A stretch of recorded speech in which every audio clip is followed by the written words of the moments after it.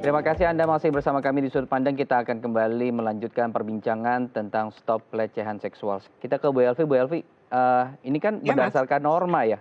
Norma Mhm. bahwa ketika kita melakukan tadi kekerasan seksual atau pelecehan verbal tersebut di halayak ramai, ketika kita melihat itu sesuatu yang biasa, akhirnya tidak ada pelaporan gitu.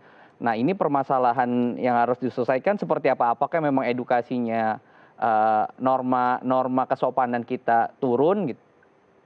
Kalau saya lihat di sini ada 2 hal ya, Mas, ya. Yang pertama adalah yang namanya orang menjadi korban kekerasan, pada umumnya mereka mengalami kejadian yang bersifat traumatik.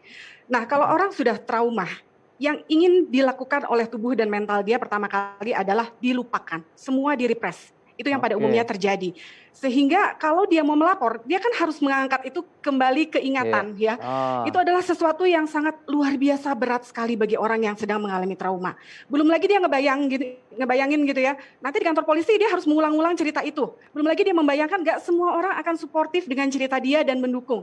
Dan belum lagi juga mungkin dia ada ketakutan juga ya, oke. ada perasaan bahwa itu salah saya, begitu ya, dan ada orang yang akhirnya menunjuk, "Itu kan gara-gara kamu," gitu ya. Akhirnya dia juga ada ketakutan, pelakunya akhirnya tidak bebas dari segala hukuman. Nah, semua ketakutan-ketakutan itu membuat akhirnya, eee, beberapa orang memilih untuk tidak melaporkan. Dan, di sisi lain saya juga melihat fenomena yang kedua adalah seperti ini, Mas, entah kenapa ya, seharusnya yang namanya pelecehan seksual itu kan bisa dilihat dari bukan cuma pelaku dan korban ya. Di sekitar pelaku itu kan ada orang-orang, Mmm, di sekitar korban kan juga ada orang-orang ya. Yang kurang di Indonesia adalah pemberdayaan orang-orang yang berada di sekitar pelaku dan korban, ya. bahwa mereka juga memiliki peran yang sama untuk mengadukan, bahwa mereka memiliki peran yang sama untuk melakukan sesuatu. Jadi sering kan ya, kita kejadian ya, saya beberapa kali melihat gitu ya, ini si pelaku, keluarganya tahu dia pelaku, teman-temannya dia tahu dia pernah Mmm, melakukan ya, sesuatu, tapi mereka berpikir, disembunyikan ya? Mmm, sudahlah gitu ya, itu urusan dia gitu ya. Atau kadang juga karena kita melihat sisi positif dia yang lain, kita ingin melindungi dia dari, jeratan hukum gitu ya, kita nggak berani untuk mengadukan dia. Jangan, mmm. pelecehan seksual adalah pelecehan seksual, kita harus melakukan sesuatu.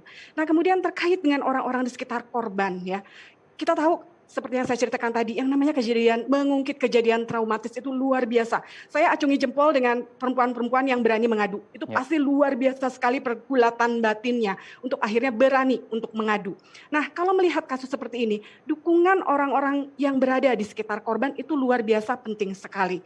Dan saya nggak ngerti ya, apakah dimungkinkan jika lingkungannya yang mengadukan, lingkungannya yang lebih membukakan jalan dan memberikan support sepenuhnya kepada korban. Nah, tadi Ya, pertanyaannya adalah ke Mbak Ice tadi ya, apakah mungkin untuk saksi atau lingkungan sekitar kita melakukan pelaporan terhadap tindakan seperti itu, tindakan pelecehan tadi? Kalau berbicara tentang kekerasan seksual, maka pertama yang dilakukan adalah pendampingan seperti yang tadi disampaikan oleh Mbak Elvi, bahwa supporting orang terdekat itu penting.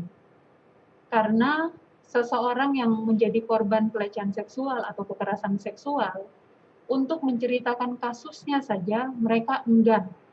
Karena tanpa kita sadari, petugas layanan bisa melakukan pengulangan kekerasan dengan menanyakan pertanyaan yang berulang-ulang.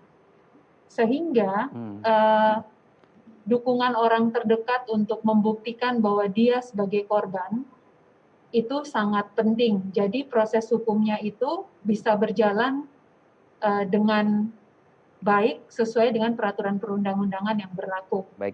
Saya akan jeda dulu, kita akan break dulu, Bu Elvi, Mbak Ice, kita akan break dulu, nanti oke. usai jeda kita akan lanjutkan perbincangan. Jangan beranjak pemirsa, tetap bersama kami di Sudut Pandang.